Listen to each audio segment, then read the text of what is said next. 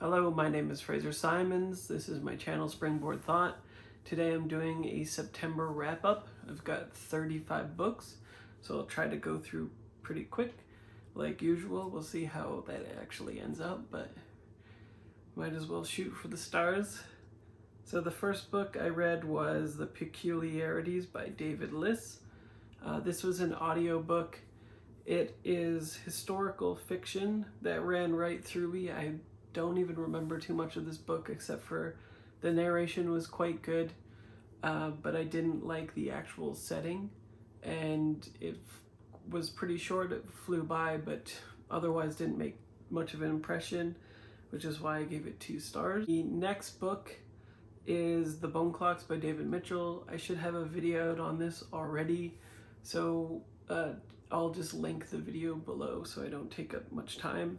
I give it 4 stars. I really liked it. It's part of my David Mitchell ongoing series where I read all of his books.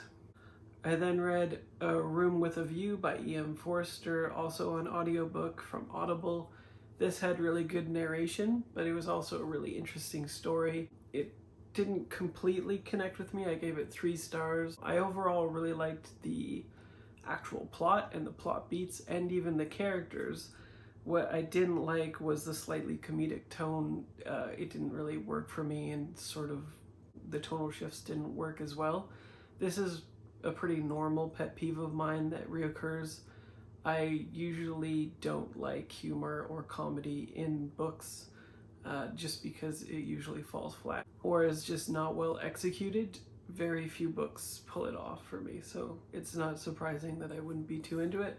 Otherwise, I quite liked it anyway, and it met my expectations with 3 stars, so. I then read a little bit of an interesting one, actually. A Bright Ray of Darkness by Ethan Hawke, the actor. So this book is really interesting because it's got to be somewhat autofiction. It's about an actor who is around middle-aged, and what happens is he has an affair with a very young woman, and that makes his marriage implode, of course, and then he, as a sort of counter correction to this, he goes back to his roots to do theater. So this story in itself is kind of tropey, but it's well executed, and it's drawn on probably by Ethan's own experience when he cheated on Uma Thurman with, I can't even remember who. It was quite a long time ago. But at the time, Ethan was very much reacting like a young 20-year-old. He didn't go back to theater as far as I remember, and he was pretty like unrepentant and kind of gross about it. Whereas this seems like a course correction of an older man looking back on these things. And then also kind of inserting this really interesting parallel between his character that he's playing in a play, which is Shakespeare. I can't remember which one. He plays a villain in it and doesn't realize sort of how it's encompassing his life and feeding into his vice and his other coping mechanisms, such that he's not actually processing what he has done to other people around him or himself, his self-destructive tendencies, stuff like that. The prose were really stand out. He is an excellent writer. It's got great verbs. It's got really interesting sentence by sentence structure, paragraph by paragraph, very interesting. Good use of themes, awesome character work. I had very little problems with it. The only thing that kept it from being 5 stars is that the premise itself is pretty trite. I still really enjoyed it. 4 stars means it exceeded my expectations, so I would definitely recommend it, and I would definitely pick up his previous book and see what it's like as well. That was a pleasant surprise. Interesting, Ethan Hawke. The Removed by Brandon Hobson. I gave this 3 stars. I don't really have anything to say about it. It met my expectations. It was pretty much exactly what it says it is on the tin. I've been challenging myself to read more romance stuff lately, and I've been taking it quite seriously. This time I read a very popular fantasy romance book, which is A Court of Thorns and Roses. I gave this 3 stars, and I had, quite a few people tell me that the best part of this series comes later, and if I can struggle through it, then at least the next book I will 100% guarantee enjoy it. This was a 3-star read. It was very trite. It was like reading commercial fiction from what I remember. The characters were very not fully realized. It felt incredibly generic. And I also remember it being extremely heteronormative, especially with fae creatures and stuff like that. It's about a girl who kills a wolf who turns out to be a shapeshifted fae person, and when she does that, it breaks a treaty. The fae person who is the lord of that person that she killed then sort of owns her life and takes her away, and then it's sort of like a Beauty and the Beast situation, essentially. It becomes more nuanced than that, thankfully, and the characters do develop somewhat, but ultimately it navigates to a very predictable place, and it's like reading fun commercial fiction. I do remember the last beats with a final sort of confrontation being really good. Next, I read Time's Convert by Deborah Harkness.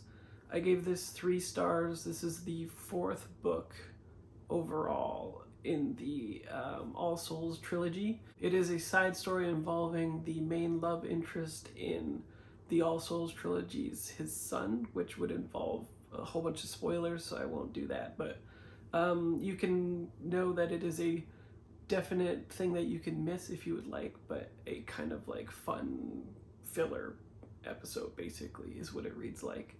It's fine. It's a little strange though, because it alternates between the son, his backstory, which initially is pretty interesting in that it's taking place during the pandemic for, the plague, I think.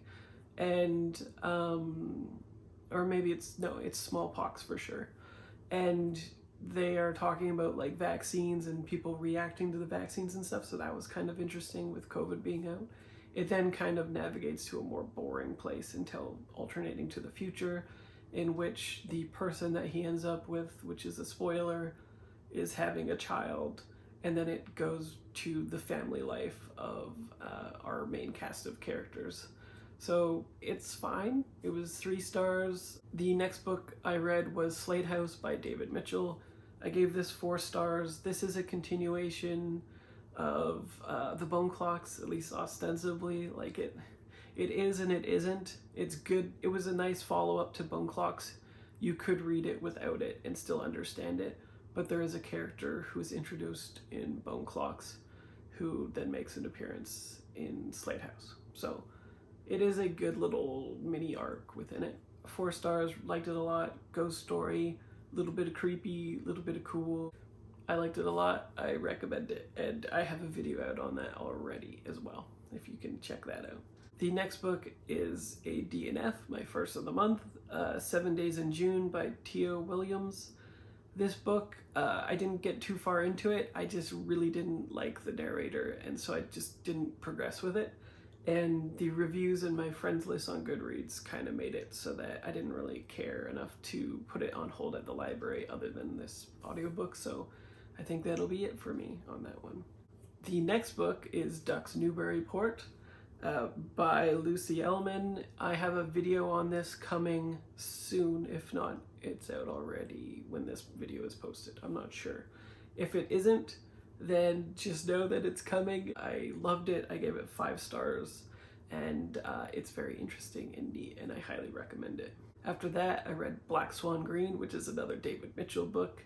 This probably won't be out on this video yet, but I gave it 4 stars. All of his books are canonically connected into a singular universe, but this is more divorced from the other books than most. It is completely grounded in the coming-of-age sort of Dickensian sort of fiction, and it comes interestingly right after Number 9 Dream, which is a similar thing except very much rooted in fantasy, supernatural, weird dream stuff happening. So I think it was a kind of reaction to that and challenging himself to write a just straight up literary fiction thing. I liked it a lot. 4 stars. Next, I read Snapdragon by Leyh, something like that. It's Leyh, whatever that is. I gave it 4 stars. This is a graphic novel about a young black girl who's living in a small town that is filled with racists, of course. There's a story about a witch that is there to scare the children, like usual, and she has to go looking for her dog who doesn't come home. She finds the dog at the witch's house, and this thus unfolds the story. It's a quick read, it's cute, it's endearing, it has good messages for children. The artwork was kind of good. It is obviously to the taste of middle graders more so than me.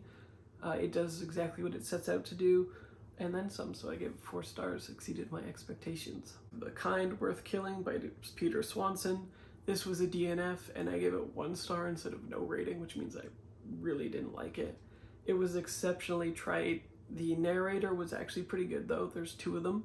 It alternates between a woman and a man, and people, should they be allowed to kill people that they don't like, basically? I mean, I think we all know the answer, and it doesn't even really present an interesting gray area where you're like, oh yeah, I could see why they would want to murder them. It was just weird. It was not my bag, so I gave it 1 star. Then I read a sequel, the Elf Stones of Shannara, Terry Brooks. This I gave 3 stars, and I believe I gave the first one 3 stars as well, which means it met my expectations. It was fine.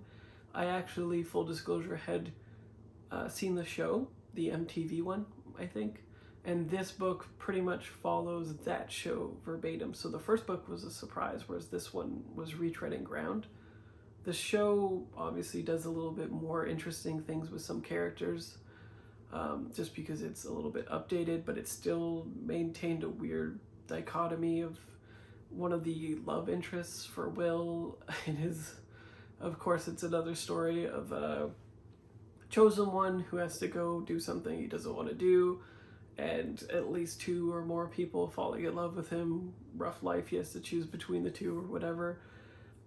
There's some more interesting characters. One of those people, though, is very trite and does end up being like the instant love trope that I hate. Otherwise, it's just like a fun little jaunt. Something that did blow my mind, though, was Rebecca by Daphne du Maurier. This I gave 5 stars. I think everybody kind of knows this story. It's about a woman who marries a man who has like a dark past. It's very gothic, and it takes place with them going back to his family manor. There's a creepy little housekeeper who is very enamored, riddled with grief about his prior wife, and there's like this ongoing mystery about what happened to the wife, and she sort of is a character in her own right, even though she has passed away. She lingers in the house.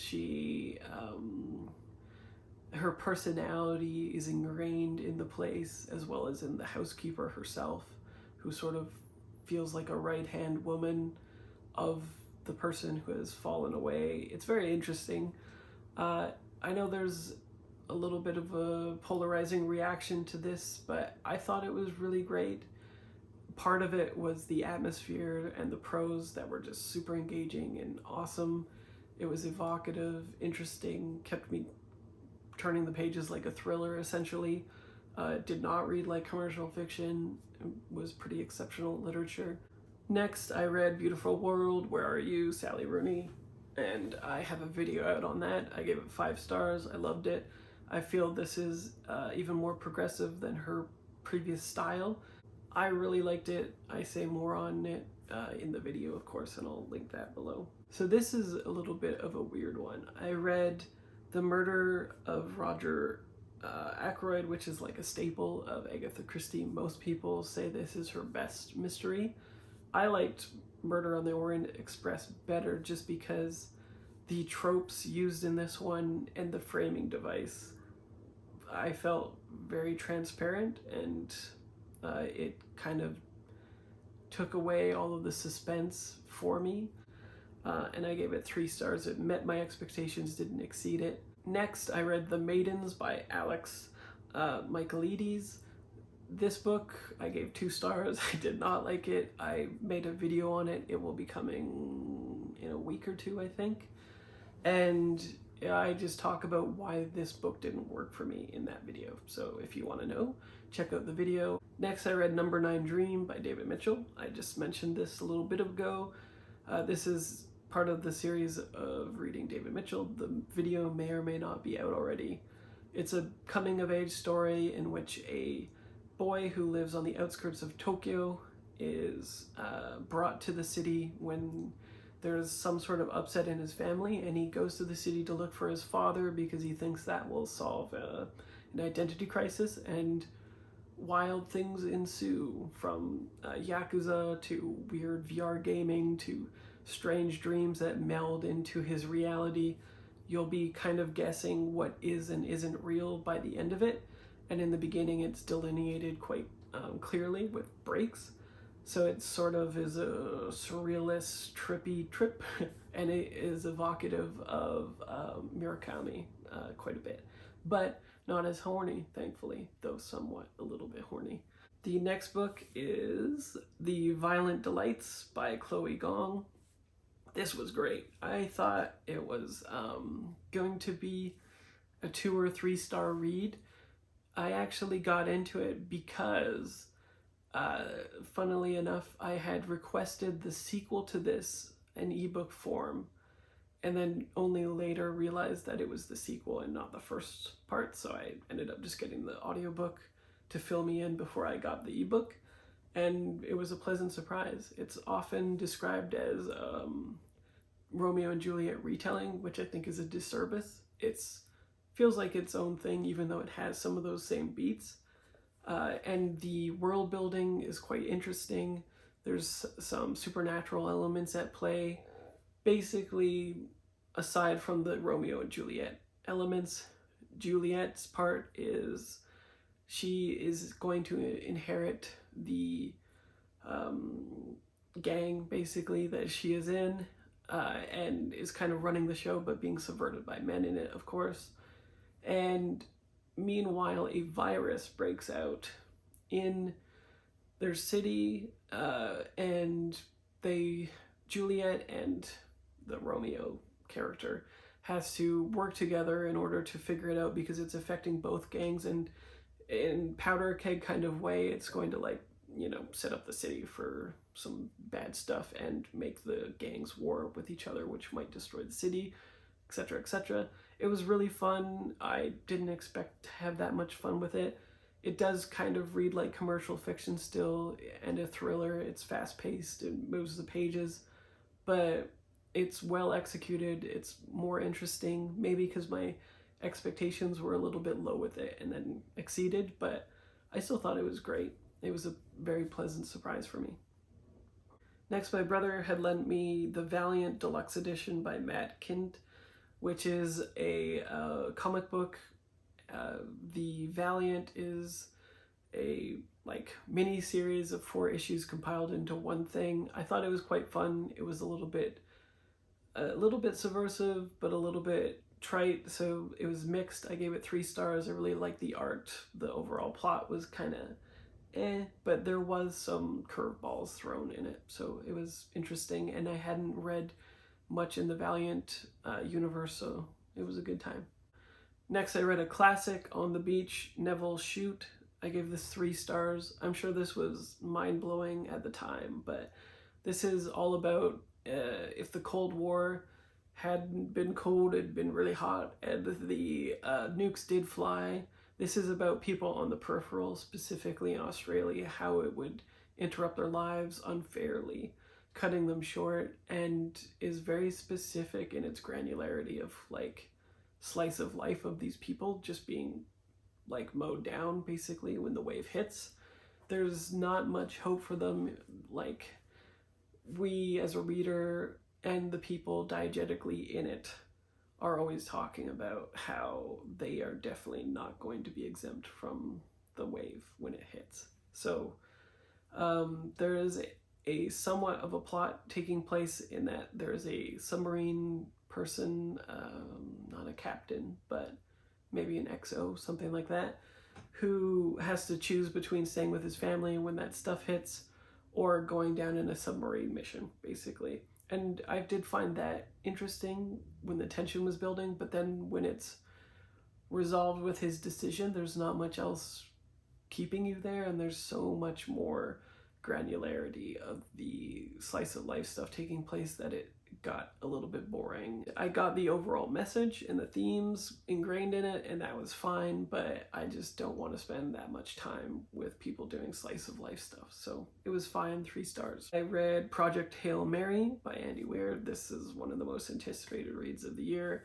I gave it 3 stars, which is maybe like a surprise for some people, but I felt that it was not that well written. The themes that were in it were fine in terms of execution, but it wasn't like a novel concept. Most of what you get from it is, I liken it to a Dan Brown book in which you're not buying it for the writing, you're buying it for the puzzles. And this is very much like that. It's commercial fiction, but there's some interesting problems that is solved with science. I, knowing nothing about all the science that takes place, can't like verify if it was accurate, true, plausible, whatever. I still enjoyed those components to it, but it becomes abundantly clear through the narrative in which an astronaut is set up in a futuristic spaceship in order to save the human race, basically, from his alien substance that they don't quite know all the inner workings of. The catch is that when he gets up there, and at the beginning of the book, he wakes up and he is got an amnesia from we don't know what. And so the book splits between the past and the present, where he's remembering all these things. Like at the beginning, he doesn't even know his name, his occupation, anything. He's trying to figure everything out, and that's when it's most fun, I think. But as it goes on, I actually didn't really like the character, and he becomes less likable as it goes on, which is fine. But it makes it so that the tension that's supposed to be resolved as the memories are coming become less and less interesting, and it also points a finger to the fact that the writing is just less interesting when he's not solving stuff. And so when you go back to the past, you're like, oh great, how long till he's back on the ship fixing stuff, basically, right? At least that's what it was like for me. There is a curveball thrown in that was pretty interesting. Linguistically, this feels like it is very convenient and very contrived. The longer it goes on with this curveball, the more contrived it feels, basically. And so it ended up as a 3-star place. I think it began as a 3-star, then went up to 4, then 5, and then back down to 4, and then back down to 3 for me. It was very much Next, I read another graphic novel, which is The Park by Oscar Zarate. And this was fine. It had interesting colors, it had interesting illustrations. The themes weren't fully executed, though. It tries to talk about pretty heavy stuff, prejudice. Basically, the impetus of it is 4 people are going in the park. One couple, a father and daughter with a dog. The other couple is a son and a father, and a dog. The ball is thrown, and when the dog kind of like gets confused about the ball because somebody picks it up and like catches it and is holding it out to the dog overshoots, bites and then the father only sees him kicking the dog, so it starts like a fight. And then this sort of is a catalyst for it, and a foil of it exploring stereotypes and prejudice and anger, toxic masculinity, a few things like that. So I like that it was trying to go for big themes in a small way, but it does feel like it goes overlong and doesn't quite execute its themes very well in the end. It feels a little bit meandering and subjective and doesn't really have anything to say. It doesn't walk the fine line of being preachy, nor does it actually leave it too open-ended. It was just kind of like, hey, that's life. The next book I read is David Mitchell's first book, Ghost Written, which I gave 4 stars. It is kind of a proto Cloud Atlas where a short story introduces another short story, introduces another short story, and there's tangential links to each one, and it springboards off one another. Some of them worked really well for me, some of them not so much. Overall, I quite liked it. It's ambitious in scope, it's well written. You can tell his voice isn't as refined because it's his first book, it makes sense. But it also explores in a specific chapter one of the questions that I had raised in Bone Clocks, which was very satisfying for me as well. So if that wasn't there, it might have been a 3-star read, but it was, so 4 stars. So next I read the sequel to The Court of Thorns and Roses, A Court of Mist and Fury. I gave this 4 stars. People were right, it was better than the first one. It still reads like commercial fiction, but it's definitely more refined. The characters are way more well realized, and actually this plot makes the first one look better in retrospect. Some of the aspects where you're like, oh god, this is so trite and contrived, get more nuance in this one. The Fae stuff still feels very heteronormative and like they're like humans but bad aristocracy, basically. Although interestingly, you could say that because it is learned that the Fae had enslaved humanity and then there was a war and humanity emancipated itself, perhaps humanity's structure, systemic stuff, institutions came from the Fae, and so that's why they're sort of reflective of each other, which might be a really generous reading of it though. But the romance was better, the characters were better, the action was better. It's still quite long, especially for a fantasy romance book, but that's where the fantasy aspect comes in. People like their doorstops for that stuff. But I quite liked it, and I'll move on to the next book. That's how much I liked it. I expected to probably stop after this one, but it's got me. It's pretty good. It's fun. All of them feel like, when I say more well realized, they're definitely flawed, but their reasoning makes sense, their motivation makes sense, and I like that they are contradictory. A lot of people commented saying that they didn't like the book because they're contradictory, but that feels more human to me and more well realized, is when people are contradictory. Like, everyone is like that. So, is good. Next I read Cultish, The Language of Fanaticism. Much of this retreads stuff that I already had known, but it packages it in a really good format. I had it on Audible, or audio anyway, and the narrator was quite good. The structure was pretty good, even though sometimes it was annoying because it would drop a bunch of stuff and then say more on this in chapter 4 or 5 or whatever. And so if you weren't reading it all in one sitting, which I think you could do, it's quite short, it feels like you could easily put it down, pick it up in a few days, and then be like, I can't really remember or draw like these tangents together. But overall, it makes sense why it's structured that way. It talks interestingly about the subjects and knowledgeably. The weird thing about it, though, is saying something is cult-ish, I don't think is helpful either. So, and anyway, I gave it 4 stars. It exceeded my expectations, but I think there's still a lot more to be done on this specific subject. I do like that it's accessible and it's not locked behind academia, and maybe she'll have like a follow-up book where it's more solidified or something in the future that stems from a conversation that this provokes. Who knows? Next, I have another DNF, Beartown by Frederick Bachman. This is very well liked, but it has a bunch of stuff in it that I don't like. So it's trying to talk about a hockey town. I think it's in the US, but it could easily be applied to a hockey town in Canada, small town, which I live in. It's talking about toxic masculinity. It's talking about pretty difficult subjects, especially rape culture and misogyny, and it feels like a glossy veneer over this story that should be hard-hitting but never ends up there. For instance, it is about a sexual assault that takes place and how that pertains to the hockey team and how the town reacts, and all of that is completely predictable and perfunctory. You know exactly how this story is going to be played out, and it is true that that's how it would happen and react in the town, but it's also nothing new and doesn't retread ground. It doesn't say anything new, and definitely feels like it's written by a man when it's telling the story of a woman who is raped, or young adult anyway.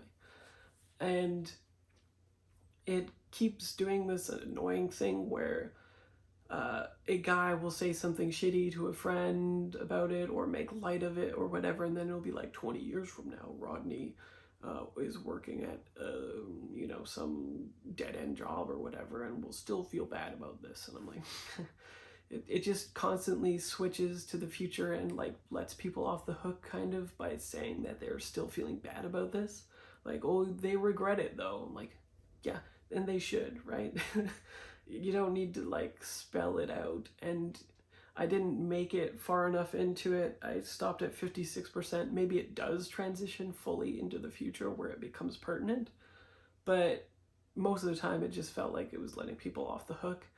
And I stopped right when it was about to be the town as a whole reacting to the allegations that the woman makes, because I just didn't want to go through more of that bullshit, basically. The narration was good, though. Next, I read Glasstown, The Imaginary World of the Brontes by Isabel Greenberg. This is another graphic novel, and it's exactly what it says. It just is a fictional story that takes liberties. There's a note before you read it that says that it's taken these liberties, just so you know. I don't know anything about it. I haven't read any of those books either, so I found it pretty interesting. But the problem is that it goes between the girls, what was happening in real life, and then what was happening in their fictional world. And the fictional world is like, I can't remember what the word is, but it's infantilized and feels infantilized and is not an interesting story or well written or pertinent beyond the fact that it correlates to the things that were happening in their lives. And in that way, it was slightly interesting. Like, our fiction is influenced by our lives, obviously. I also wasn't crazy about the art style and the writing being what it was. I gave it 3 stars. It met my expectations, didn't exceed it. It has a couple of interesting things to say, but otherwise it was just okay. Next, I read Freshwater by Ekweke Emezi. Hopefully I said that right. Apologies if not. This was incredible. I gave this 5 stars.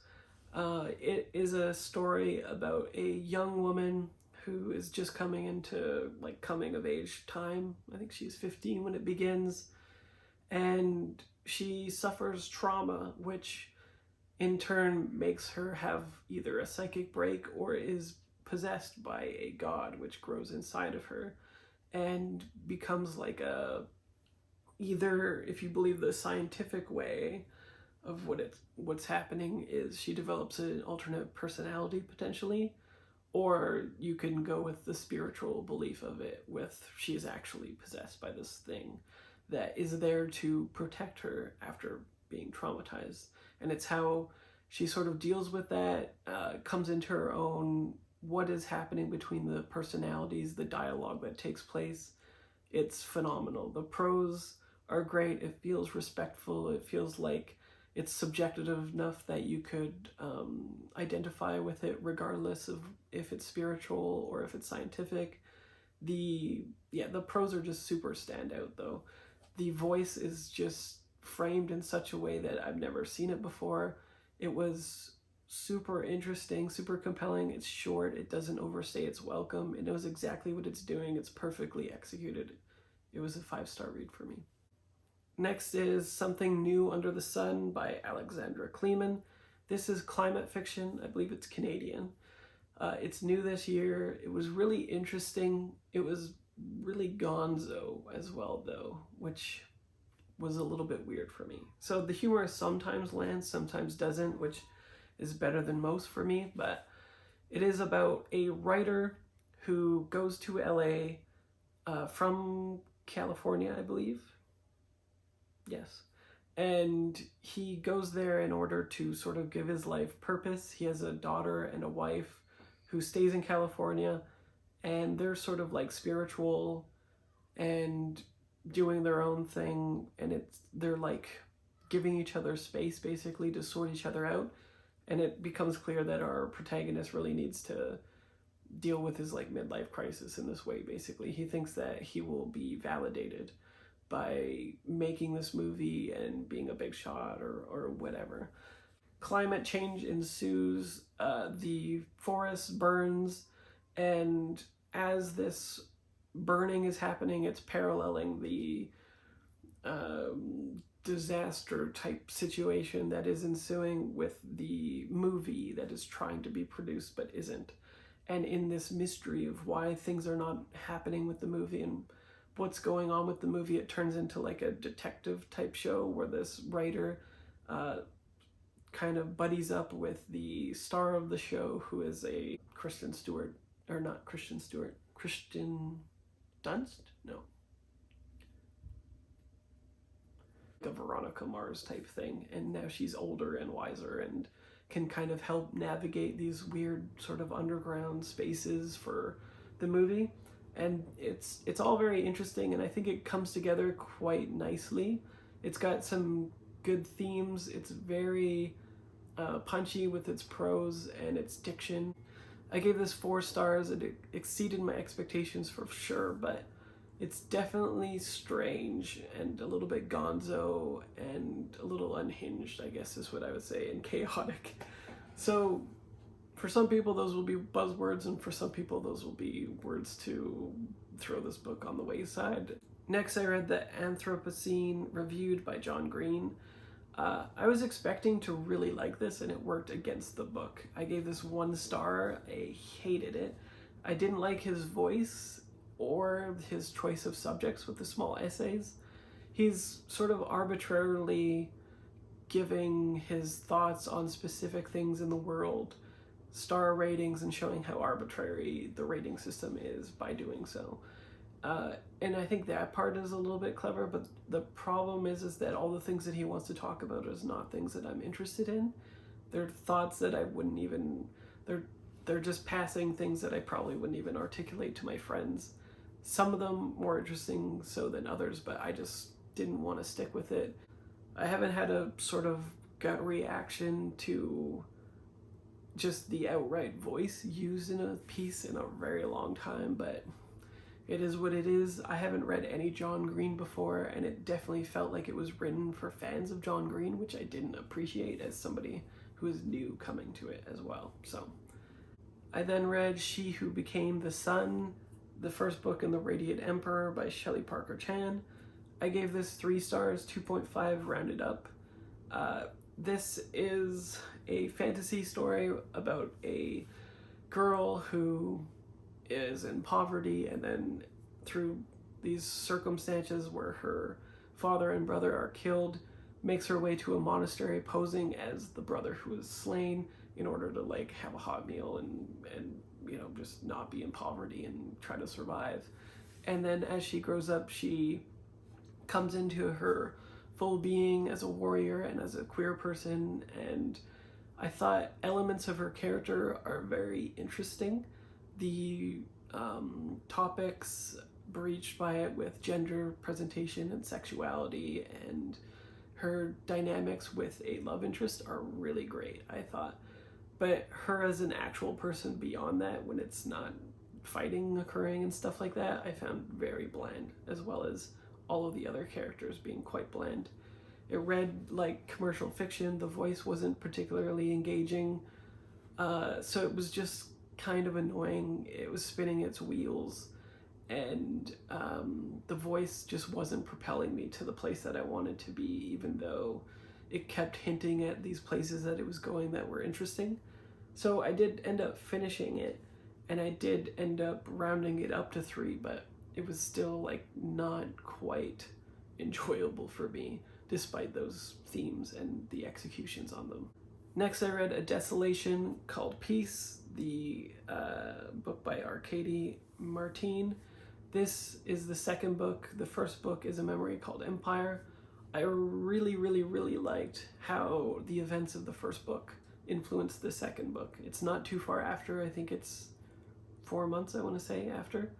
And basically, without spoiling stuff, the main character, the protagonist in the previous book, essentially had to finger a different problem for the Empire to solve in order to get themselves out of a situation, and now they have to deal with that problem. They also have to confront a relationship with somebody that they work with and figure out the dynamics of that. And there's more talk about how she is defining her personhood, essentially, like her identity, and that was all great, I thought. The only things that didn't really work for me, which is why this only got 3 stars from me, is it's all less interesting to me than the world building done in the first book. There's a whole bunch of world building that takes place in this, but it's over articulating the voice of the Empire and linguistics itself when they meet a particular alien race and are trying to like communicate with it and figure out its values and all that kind of stuff. All of that is pretty, not contrived, but trite. Like, it's retreading a lot of ground. It's predominant in science fiction. It is handled quite well and executed well, but that only moves it up from a 2-star rating to a 3 for me, because it is just, out of the staples of sci-fi, it has those elements in it already, and I just was a little bit underwhelmed by that. The character dynamics and everything to do with character arc and stuff like that was pretty well fleshed out. It's just the plot and the plot beats that I had an issue with, basically. So 3 stars. And lastly, today I finished The Road Trip by Beth O'Leary. I gave this 2 stars. I really liked the flat share by her. This feels a lot more contrived, where it is lovers who have broken up end up in the same car going to a wedding of a mutual friend, and during it switches between the past and the present. The problem is that how they end up in the car is pretty contrived, and then also it was very hard to care about these characters because they just feel kind of bland and stand-ins for a casual toxicity, and then also for women, like the embodiment of a particular stereotype of the like conventional attractive woman. And it's hard to give away too much without going into a spoiler for what I didn't like about it, but basically it gets more and more contrived as it goes on, and then it becomes super trite. So I didn't like that, and then the characters never got to a point where they didn't feel like cardboard cutouts of specific archetypes, and it had some really nice heartwarming moments, but most of the time I just didn't care. The thing that kept me reading, though, is the page turning aspect of her writing. I really like her writing. I really like her style. Her overall voice, but not those particular character voices, if that makes sense, is very good, I think. And there was some pretty funny moments, and the wrap-up was okay, but I still came out of this not impressed, and it did not meet my expectations, which is a downfall maybe of reading the flat share first, which is exceptional, I thought. I'd love to know what you're reading this month, or what you had finished. What are you hoping to get to? What have you done? What are your 5-star reads of last month? If you have any recommendations, put it in, or if you just want to talk to me and hit me up, just let me know in the comments below. If you are going to talk spoilers about any of these books, make sure you tag it though, so people aren't caught unawares. And otherwise, I will see you next video. Bye.